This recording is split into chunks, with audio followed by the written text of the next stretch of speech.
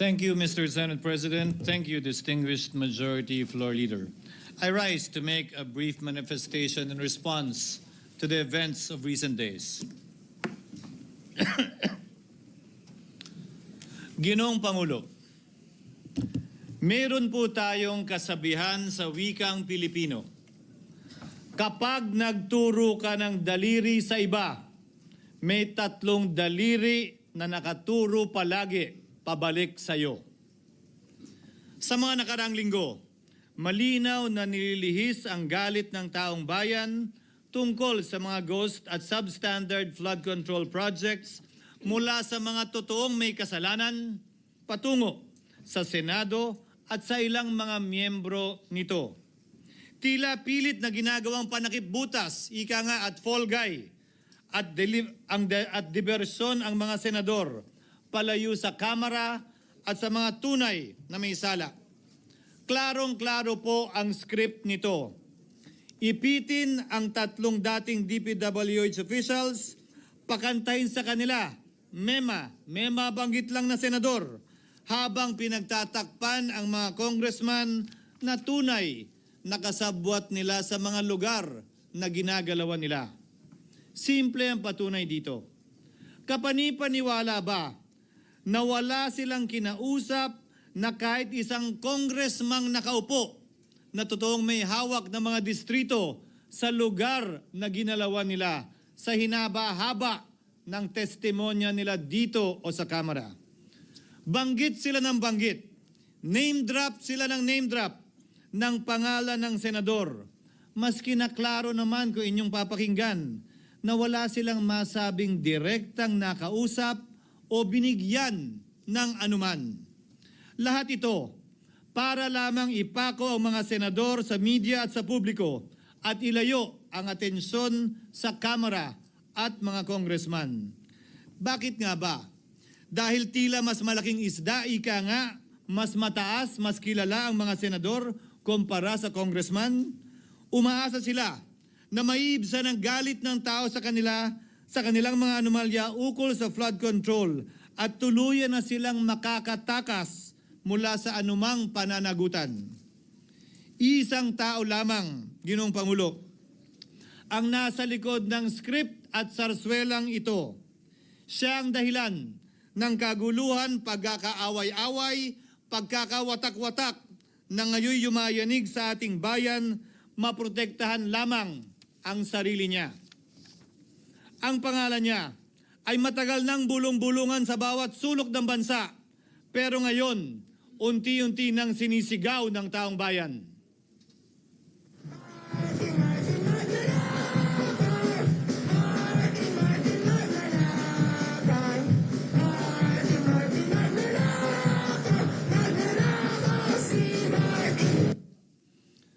Pero Ginoong Pangulo, minamahal kong kasamahan, bakit tila sa Kamara, dito mismo sa Senado at sa ilang media ay hindi pa din nila kayang sambitin ang pangalan niya?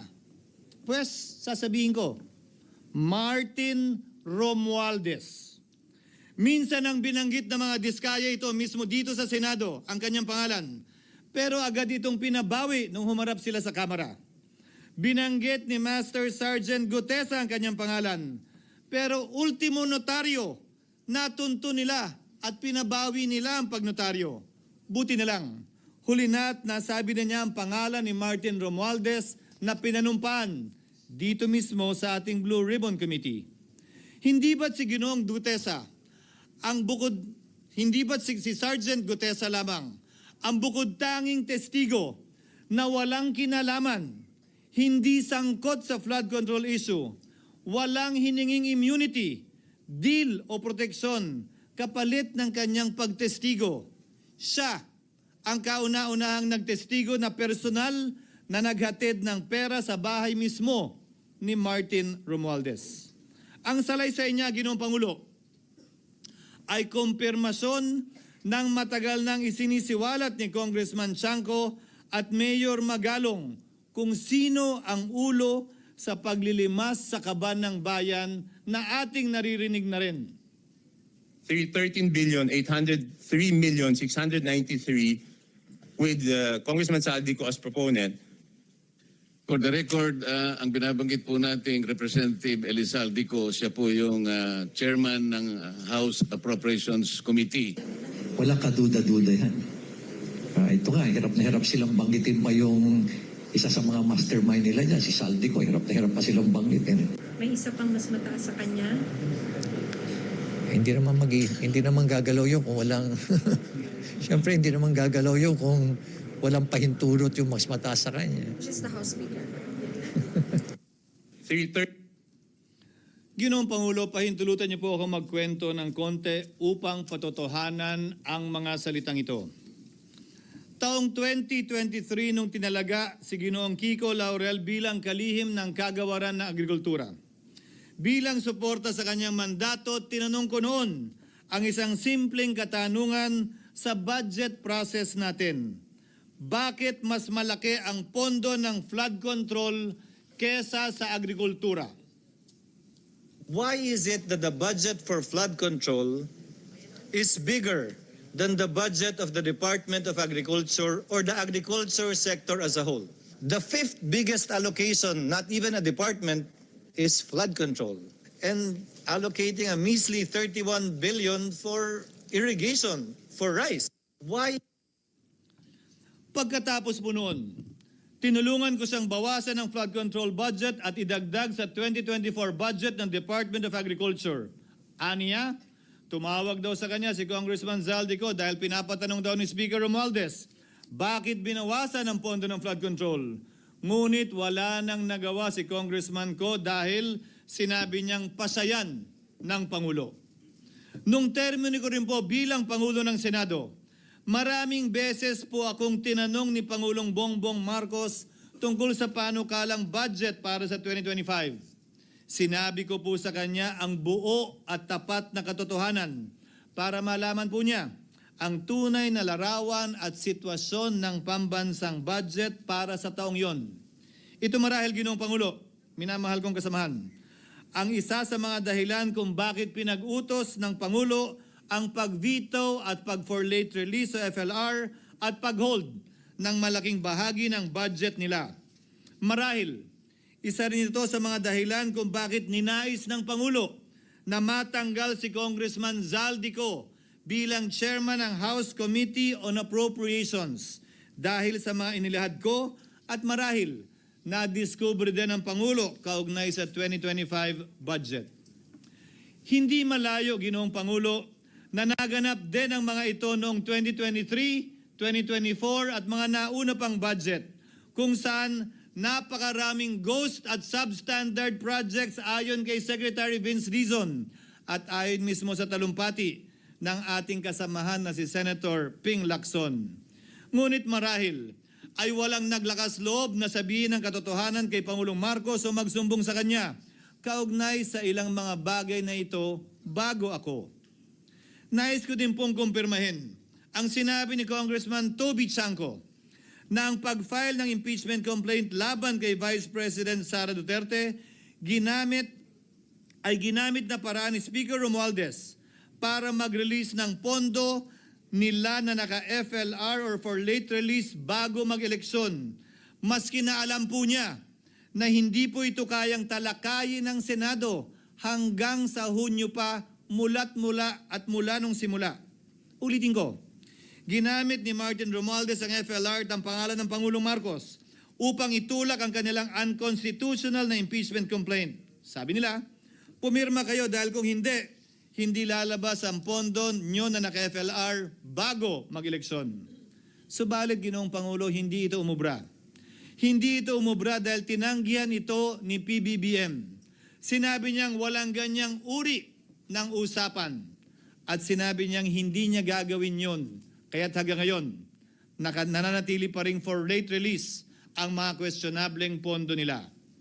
And that is why, Mr. President, distinguished colleagues, at the height of the impeachment controversy and amidst the passion of some sectors to remove the Vice President at all costs, I urged prudence and level-headedness because I knew that greed and not accountability was the reason behind it. In the end, Mr. President, the Supreme Court vindicated us. The Supreme Court vindicated us by saying, among others, quote, "There is a right way to do the right thing at the right time. This is what the rule of just law means." Close quotations. Ginoong Pangulo, sinisi po sa akin ni Speaker Romualdez ang pagkakatanggal kay Congressman Zaldico. Sinisi po niya sa akin ang pag-FLR or for late release ng kanilang mga proyekto. Sinisi po niya sa akin ang pagkakadismiss ng impeachment complaint laban kay VP Sara na nakikita niyang makakatunggali niya sa susunod na halalan. Sinisi din niya po sa akin ang pagkakasira ng kanilang maitim na balakin sa 2025 budget na nagawa nila ng walang balakid na mga nagdaang taon. Ginoong Pangulo, naging tapat ako at ginawa ko lamang ang aking tungkulin. Kung ano ang tingin kong tama at nararapat para sa bansa at sa sambayanan. Subalit, sa kabila po nito, nagsimula na ang lahat ng bira, paninira at kaso laban sa akin at sa Senado. At ang nasa likod ng lahat ng ito, walang iba kung hindi si Martin Romualdez. Ika nga ni Mayor Magalong na ngayon lamang nakita ko sinisiraan na rin ngayon. Bakit ko ba nilabanan at binisto sila Speaker Romualdez mula noon hanggang ngayon kung kasabwat at kasapakat lang din nila ako? Hindi ko po gagawin yun. Sa pinasangkig ng tennis court, ang nasabing gusali sinimulang pinatayo noong ika-6 ng Oktubre taong 2022 at ang kontraktor, ang St. Gerard Construction na pagmamayari ng mga diskaya na nasangkot ngayon sa mga maanumalyang flood control projects. Dahil dito, kwenasyon ng ilan ang pagiging special advisor ni Mayor Benjamin Magalong sa ICI. Lalabanan ko ba yung anlalakas na yan, sila Speaker? Lalabanan ko ba yung mga mayayaman na yan? Kung ako'y bulok, I fought for what is right. Ano nga ba ang ginawa nila sa akin? Una, hinalungkat ang isyu ng campaign contribution na tinanggap ko mula sa isang individual na may-ari ng kumpanyang nakakuha ng kontrata sa gobyerno. Inipit niya ang budget ng COMELEC sa Kamara dahil dito at binusisi ang di umano kaso kong ito. Subalit, Ginoong Pangulo, tulad ng sinabi ko sa simula ng aking talumpati, kapag ka nagturo ka ng daliri kanino man, may 3 daliring nakaturo pabalik palagi sa iyo. Anong nangyari? Hindi ba't biglang may lumabas na ulat ng PCIJ na ang dami naman palang opisyal, hindi lang senador, mas mataas pa ang tumanggap din ng ganung uri ng kontribusyon noong 2022 elections? Ang tanong ko ay simple. Kung legal at walang mali sa ginawa nila, edi dapat legal din at tama ang ginawa ko. Pero bakit ako lang ang iniimbestigahan tungkol dito? Higit pa doon, Ginoong Pangulo, hindi ba tayon kay Mayor Magalong merong 67 na miyembro ng Kamara na kontraktor? Ito po ay mga miyembro ng Kamara na may construction firm na nakakuha ng kontrata sa gobyerno. Kung bawal talaga ito, ibig sabihin ba niyan, bawal na nilang gastusin ang sarili nilang pera para sa kanilang sariling kandidatura? Bakit hindi din binubusisi yun? Bakit hindi inaalam yun? Ako lang talaga? Pangalawa, inintriga ni Martin Romualdez ang dating liderato ng Senado dahil sa pagkakaupo at pagdinig ni Senator Marcoleta sa Blue Ribbon Committee dahil marahil sa pananaw niya ay hindi siya safe kay Marcoleta. Ngunit, Ginoong Pangulo, sa hindi niya inaasahang pagkakataon, nung araw ding yun, nagsalita ang mga diskaya, pinangalanan ng 17 congressman na kasosyo niya, kabilang ang pagbanggit na naman ng pangalan ni Martin Romualdez. Karamihan sa mga kawani ng DPWS na nabanggit sa itaas ay paulit-ulit na binabanggit ang delivery ng pera ay para sa kay Zaldico na dapat at least 25%. Si Kong Marvin Rillo naman ay ilang beses na binabanggit ang pangalan ni Speaker Martin Romualdez bilang kanyang malapit na kaibigan. Isa na naman po itong patunay, Ginoong Pangulo. Kapag ka nagturo ka ng daliri sa iba, may 3 daliring nakaturo pabalik sa iyo. Pangatlo, sa pagdinig ng Blue Ribbon Committee kung saan niname drop ako ni Yusek Bernardo, bagaman inamin niyang personal na mismo na hindi niya rekta kung nakausap o binigyan ng anuman, bigla namang tumestigo si retired Master Sergeant Gutesa at muling pinangalanan si Martin Romualdez na hinahatiran daw niya ng pera sa mismong bahay nito.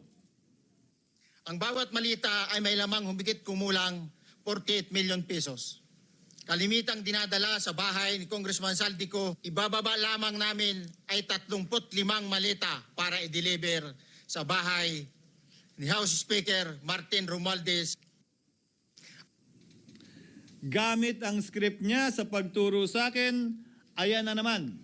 May 3 daliring nakaturo palagi pabalik sa kanya tuwing ginagawa niya yan. Ulitin ko po for the record, Ginoong Pangulo, ang sinabi ni retired Master Sergeant Gutesa. 35 maleta ng pera na naglalaman na mahigit kumulang 48 milyong piso bawat isa o kulang-kulang 1.7 billion pesos sa isang delivery. Ay di umano hinatid niya sa iba't ibang bahay, sa iba't ibang pagkakataon ni Martin Romualdez. Subalit, sa kabila ng lahat ng ito, hindi ba nakapagtataka? Bakit hindi sinasama si Martin Romualdez sa anumang investigasyon? DOJ man, NBI man, AMLAC man. No ako po ay pinuntahan, no ako po ay dumalo sa imbitasyon ng ICI bilang resource person. Binanggit ko at tinanong ko din ito sa kanila. Ganito ba katindi ang kapangyarihang hawak ni Martin Romualdez?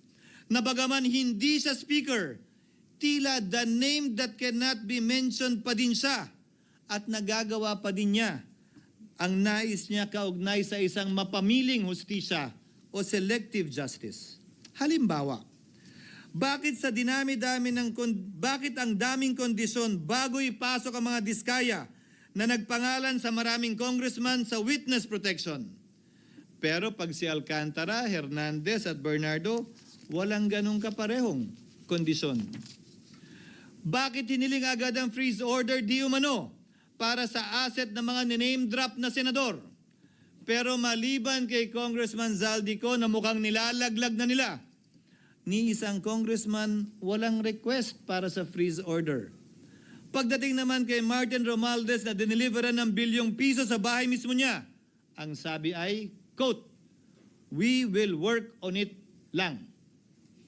Bakit interesado ang lahat sa 6 na senador na idadawit di umano ni Bryce Hernandez na handang-handa tayong alamin sana kung sino-sino sila para mapagpiestahan natin sila? Pero nung sinabi ni Bryce na hindi pala senador, kung hindi kongresista lamang ang papangalanan niya, aba, biglang naglaho ng parang bula ang atensyon. Parang wala na nagtanong. Parang wala ng interes para alamin, sino-sino nga ba yung mga yan? Kung ako po yung tatanungin nyo, alam ko merong 6 na senador eh. May nagtatanong sa akin, bakit wala si Cheese? And my answer to that is, I'm almost sure, no, probably hindi ma-mention si Cheese simply because walang insertion doon. Sa Bulacan. Escudero, wala doon. Hindi po senador yung laman nung computer ko. So fake news yun, ha? May 6 na senador na nunumbrahan mo daw. Mga congressman yung nasa computer mo. Yes, yung nasa computer ko po, congressman po. Okay, thank you.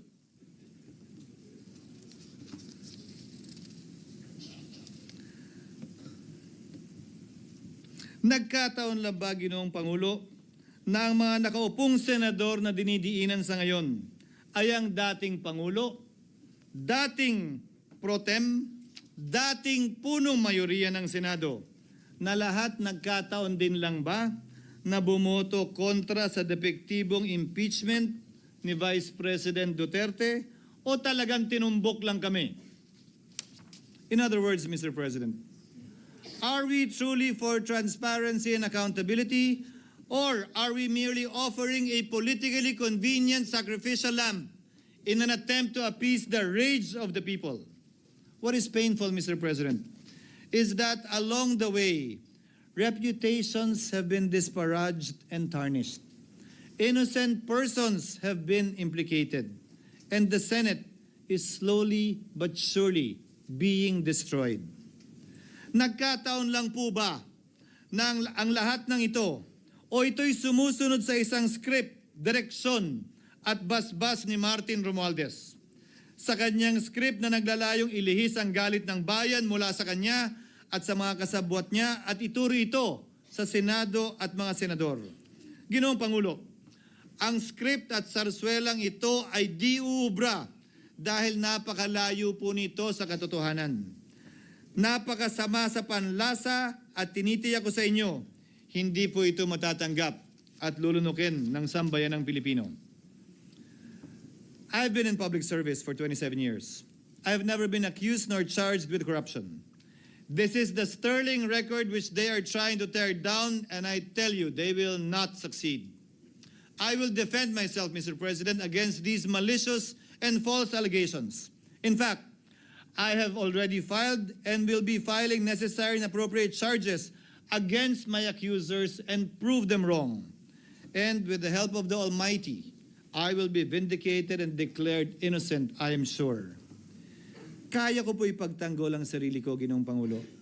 Ngunit, Ginoong Pangulo, sino po ang nagtatanggol sa ating institusyon? Kaya't ang aking tanging hiling po sana sa inyo, Ginoong Pangulo, at sa ating mga kasamahan sa Senado. Labanan po ninyo at huwag niyong pahintulutang ang mapamiling hustisya na lantarang nangyayari sa harap natin ngayon. For what is happening now is selective justice and mob justice. Members of the Senate have been thrown off a cliff before the court of public opinion in an attempt to mollify the people's rage, thereby covering up the real perpetrators and giving them a chance to get away. Mr. President, I will not allow justice to be weaponized against the innocent to protect the guilty. Because this corrodes the legitimacy of the law before our people's eyes. Wala pong naniniwala. Bagkos lahat nagtatanong, bakit walang congressman na kasama sa investigasyon? But what about the other congressmen in Bulacan? Why haven't they been questioned? Called out, yeah. You think that they do not know what's going on? Ginoong Pangulo, mga minamahal kong kasamahan, huwag po tayong sumunod sa script ni Martin Romualdez. Labanan po natin ang script na ito. Pasagutin at imbestigahan lahat ng niname drop at nabanggit, congressman man, senador man at iba pang opisyal, at dapat kasama dito si Martin Romualdez. Ginoong Pangulo, hindi ba natin nakikita na pili tayong pinag-aaway-away? Mayaman, mamamayan laban sa lingkod bayan, lokal laban sa nasyonal na opisyal, congressman laban sa kapwa congressman, at ngayon, senador laban sa kapwa senador, pamilya laban sa pamilya, Pilipino laban sa kapwa Pilipino. Ginoong Pangulo, tandaan po natin, mas madaling manipulahin at ang nag-aaway at nagkakawatak-watak na bansa. At ito ang eksaktong gusto nilang mangyari. Ito, sa aking paniniwala, ay bahagi pa din ng script at sarswela na nais palaganapin ni Martin Romualdez upang lituhin, guluhin, linlangin at sirain ang ating lipunan at bansa para lamang huwag siyang mabisto.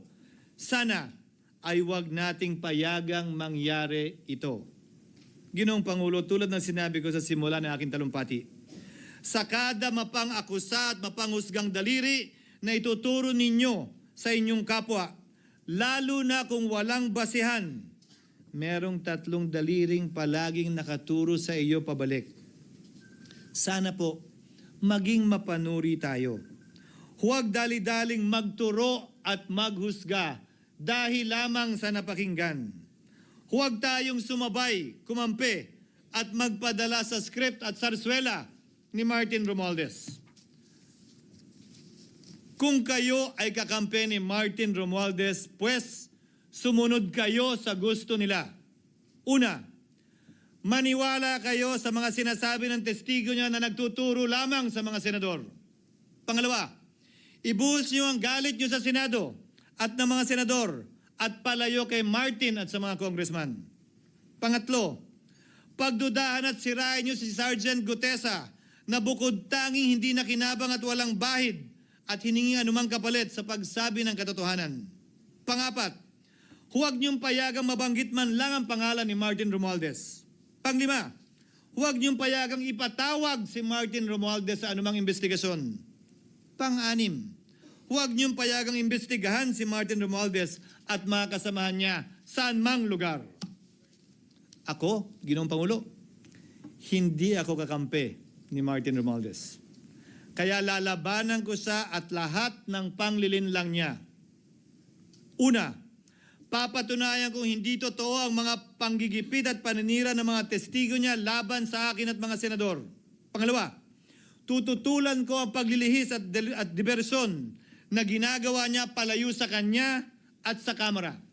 Pangatlo, hindi ko papayagang sirain ang mga senador pag-away-awayin tayo at sirain ang institusyon ng Senado. Pangapat, pinaniniwalaan ko at saludo ako kay Sergeant Gutesa at iba pang katulad niya sa paglabas ng katotohanan. Panglima, hindi ako matatakot banggitin ng paulit-ulit ang kanyang pangalan, Martin Romualdez. At ipaglalaban kong ipatawag at imbestigahan si Martin Romualdez at lahat ng kanyang mga kasangkot at kasama. Ginoong Pangulo, mga minamahal kong kababayan, kung nais niyong lumitaw ang katotohanan, kung nais niyong panagutin ang tunay na salarin, kung nais po niyong makulong ang tunay na may kasalanan, huwag ninyong kampihan si Martin Romualdez. Punitin natin ang script ni Martin Romualdez at higit sa lahat, huwag magpadala, huwag sabayan, huwag maniwala sa sarswela na nilalako ni Martin Romualdez. Maraming salamat po, Ginoong Pangulo, at magandang hapon po sa ating lahat.